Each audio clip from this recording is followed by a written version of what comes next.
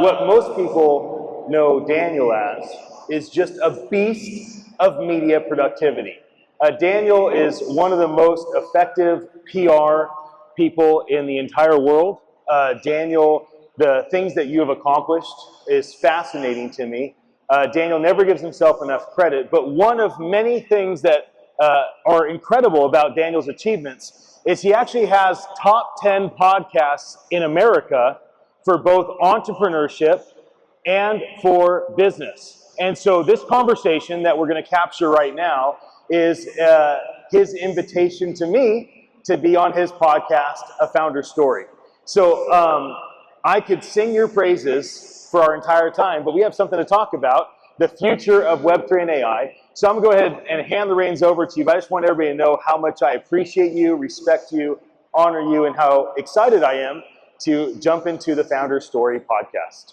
No, thank you, Ian. The first time I saw you, I was just telling you how those glasses, I'm like, the guy who wears these kind of glasses has to be really confident. And then it turns out you're not only confident, but you're a very incredibly nice, giving, caring individual, super smart, if not brilliant. And so I'm excited today, and I really want to understand, before we talk about the future, because this could be one of the most important conversations for these students, for professionals. Yeah. What was that spark in your life that made you even say, for me, Web3 is the future? I've co-founded 8 companies, and I've been an entrepreneur in residence at 4 different organizations, 2 nonprofits and 2 universities. And what happened about 7 years ago was one of my software companies that was being acquired by a private equity firm. We thought we were a software company. We had thousands of customers paying us $500 a month. Like, this is amazing. And it turned out we didn't have a software company, like a SaaS company. We had a technology-enabled services company. And I recognized that for me and my peers, there was a broken model of too much manual work.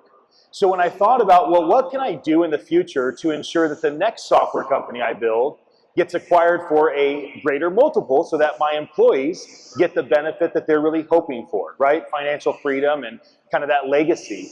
And so I started to look at artificial intelligence as the interface, which humans could speak to machines and back and forth, the Alexas, the Siris, etc. And I started looking at Ethereum as a blockchain with smart contracts and realizing if I had more of our processes on a smart contract on the Ethereum protocol, and now there's many alternatives, that would actually automate things and allow me and my team to build automated software companies. And so that was my first kind of draw and attraction. And then what I did was I didn't understand anything. So I was the entrepreneur in residence at the Innovation Hub inside Twitter's headquarters in San Francisco at the time in 2017. And so I just thought, why don't I just start events? So I started the future of AI, the future of blockchain, and the future of tech. And I basically invited all the smartest people in the world to come over to Twitter's headquarters and basically teach me about this technology. So that was my entry point to it about 7 years ago. It's amazing how in an industry 7 years considers you to be like one of the older individuals. So you've seen a lot since then. I know you talk a lot about decentralization. I'm not personally sold on if humans, we can really get to that point in the future, but how do you see decentralization and how in the future can we get there? We are naturally drawn to decentralizing. Every single small family decentralizes. The children grow up, they leave the home, they find spouses, they have kids. Those kids grow up, they leave the home, they find spouses, they have kids. Human beings decentralize. It's what we do. It's only powerful people, it's only wealthy people, it's only governments and businesses and education institutions and faith institutions that desire to centralize. Even though it is anti-human to centralize, they desire to centralize because it consolidates their power, which is natural. Why wouldn't they want to consolidate power? That's the whole point of being an organization, is to be a powerful, effective, influential government, faith institution, education institution, business. Of course they're going to do that. No big deal. But we, humans, naturally decentralize everything. So it is destiny for us to use automation technology to decentralize. That is my belief. I read some stats recently from IBM that over 1 billion people on this planet are going to need to be reskilled because of AI. And this is almost current stats. How do you see this going in the future when it comes to reskilling billions of people and what skills people need to know? Because as we are in it, AI is already transforming industries. Great question. So there are certain skills that AI will likely help people to do better in the future. So if you work at a call center in the Philippines, most likely you can handle 10 calls an hour. Maybe if you have some automation, 20 or 50 calls an hour. With artificial intelligence, you might be able to handle 1,000 calls in an hour. So you still might work at a call center, but you'll be so much more effective as an employee that you might make 2, 5, 10 times more money. If you are a truck driver or a bus driver or you drive a scooter. Now, right now, everything's manual. Well, you're a human. You're not built to drive. You had to learn how to drive because it helped with transportation. So if every vehicle becomes autonomous, you might still be in the driver's seat to help with some manual things, but instead of you having to use all of your emotion and all of your intellect and all of your mind to focus on driving, you could instead focus on hosting your guests, or you could focus on doing podcasts, or you could focus on teaching, or you could focus on learning, or you can focus on writing songs or singing songs. So what I envision in the future is a lot of these jobs, these billion jobs, will not be eliminated. AI will allow people to do what they already do better or allow them to do different things while they're doing that job. So for instance, if you're a bus driver, you might become a host of the community on the bus. If you're a truck driver transporting lumber or rocks or food, you might just start to do things like as a student. Maybe students start to be on these transportation vehicles. Now, some jobs will be eliminated for sure. And so let's talk about Star Trek. The premise of Star Trek is that universal maximum income had hit the Earth. And every single person on Earth never had to work again for the rest of their life. They were set. They had a house, they had food, they had a life set for them. So what did they choose to do? Well, Kirk wanted to be the captain.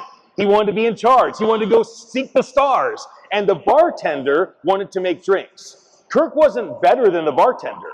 You see, Kirk wanted the responsibility of being the captain, and the bartender wanted to have fun and make drinks for everybody. Both jobs were equal. Neither one of them needed money.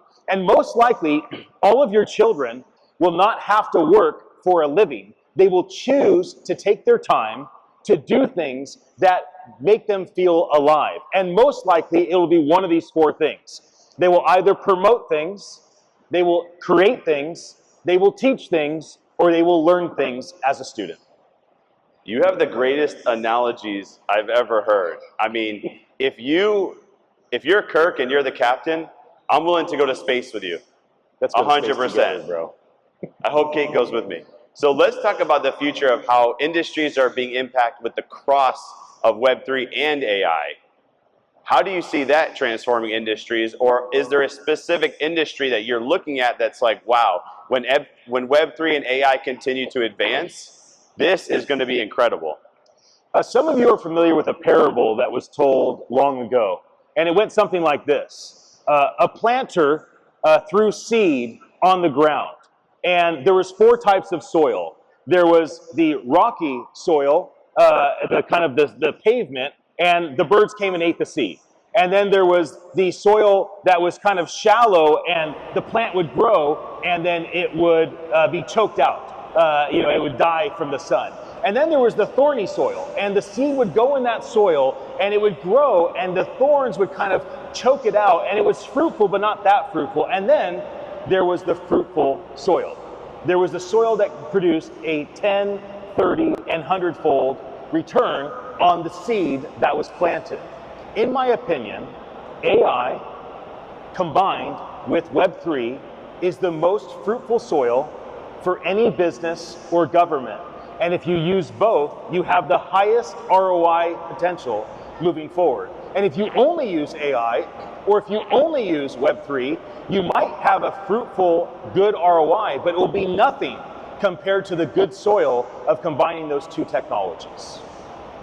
So how do you feel about education, college? There's many college students here or out there that are like, I'm not sure what I should go to school for anymore because that industry might be completely changed in 4 years from now. What would you tell a student that came up to you right now that said, all the things that you're saying about Web3, AI, this is what I'm studying. Should I continue studying this? Should I study something else? How should I spend my time? Education's broken. Okay, so that may not be comfortable for those that are in education, either as teachers or as students, but the education system that we currently operate in was very effective 100 years ago when we started it. Smart people stood up and they said a monologue, and all of the people that wanted to learn stood there or sat there and learned. And we never changed education. We changed transportation, went from horses to cars, from cars to planes, and for some reason we went from mail to phones to fax to email to cell phones. And so we totally changed transportation. We totally changed communication, but we never changed education. So how did our ancestors get educated? They were educated through apprenticeship. So I do believe that apprenticeship will come back and that apprenticeships will be a very strong form of education in the future. So instead of following your favorite hero on TikTok or Facebook, you'll go and work for that hero, and they will make you their Padawan learner. They will be your Jedi and you will be their apprentice, and you will learn their ways by following them and working with them, and that will allow you to accomplish and do what they are doing. You see, apprentice steps up on top of their teacher's platform. So a teacher has a ceiling, and then apprentice steps up on that ceiling, and the teacher's ceiling is the apprentice's floor. That is likely a very effective form of education moving forward. As far as universities go, I think that they will adapt. They will start to use AI as part of their education system. They will start to do more dialogue with the students and less monologue. So instead of the teacher telling the students all of the information, the teacher will learn how to ask great questions and invite the students to be participating by asking questions, and the students will start to feel confident to ask questions as well, even in this environment where people sometimes feel a little bit shy. I understand that a lot of people here feel shy about asking questions or being heard, and we talk about the tall poppy syndrome, right, which is very well known in Australia, but also here, that if you stand out and you're known and you step up and ask questions and make yourself heard and make yourself known, people might be like, oh, let's cut that person down, maritas and cheese meats against that person, make them small. I understand that, but there still is a reality that education will change, and AI and blockchain will be a big part of it. Blockchain will verify certification. Right now, there's no verification that somebody has a bachelor's degree or a master's degree or a doctorate. And in the near future, blockchain, every certificate will be on the blockchain, and you'll be able to see exactly what people have done in terms of education. Yeah, I appreciate that apprenticeship. I personally failed out of college, and I became an apprentice essentially in life by doing things, creating things, starting things, failing a lot. And then later on, I went back to school to learn some additional skills once I really understood what I need to know. But I appreciate that.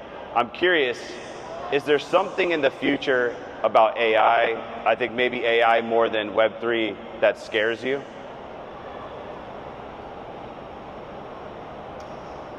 I'm not prone to fear. I'm not prone to anxiety.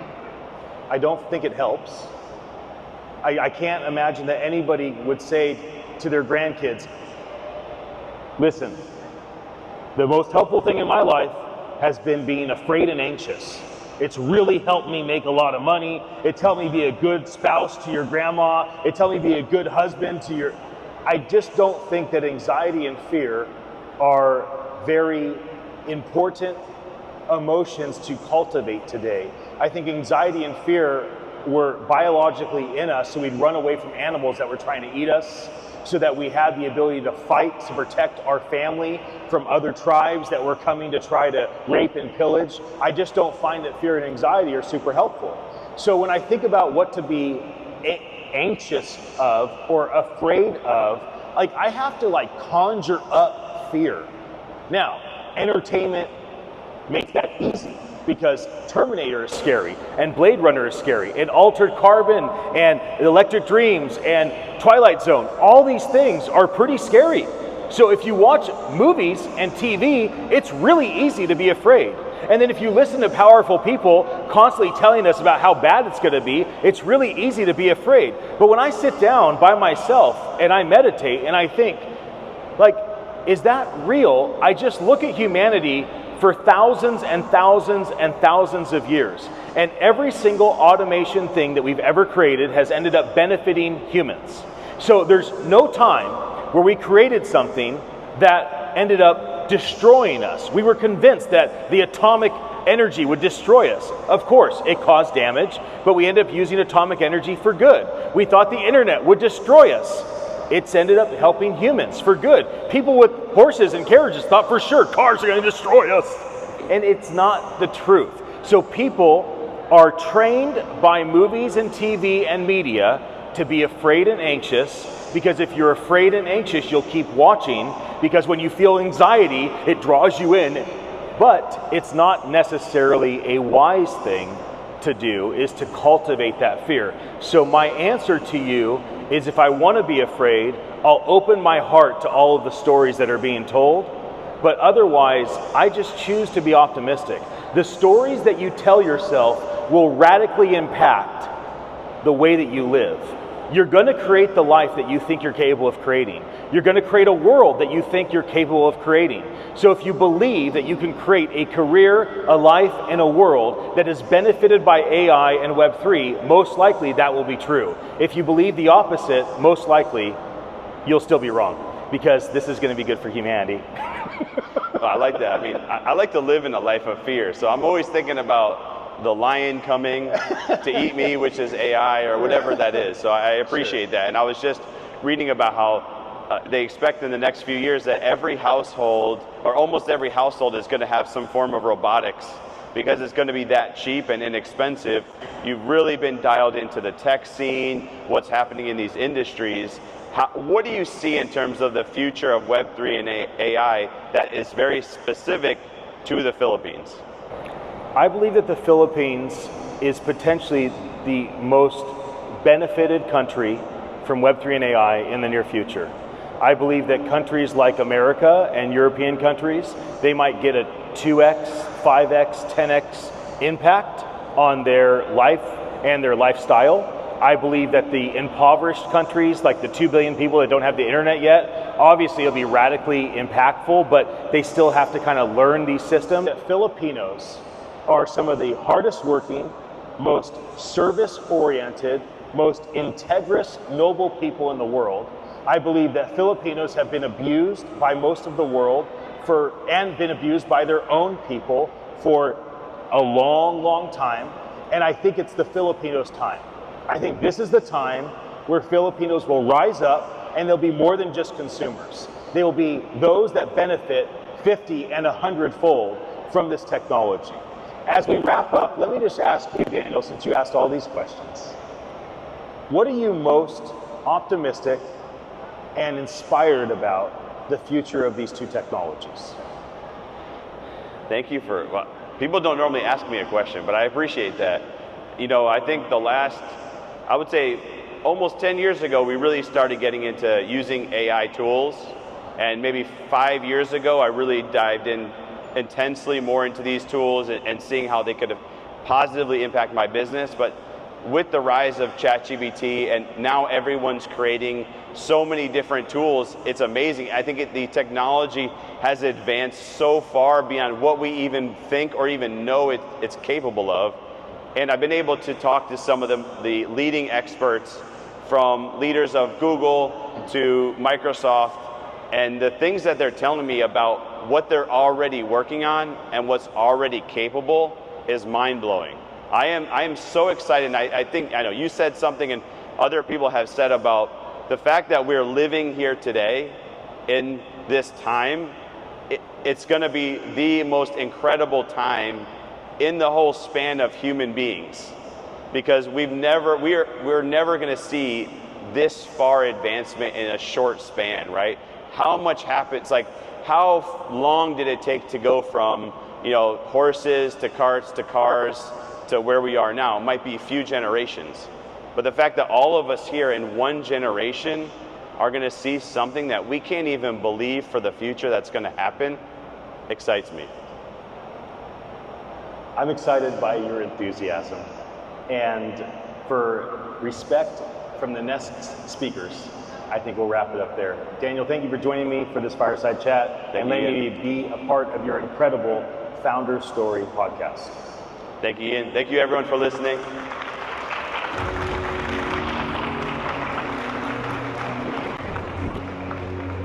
Hey, you did great, man. How do you come up with those analogies? I don't know, I just saw natural, bro. Like, that was incredible. Like how does someone even come up with that?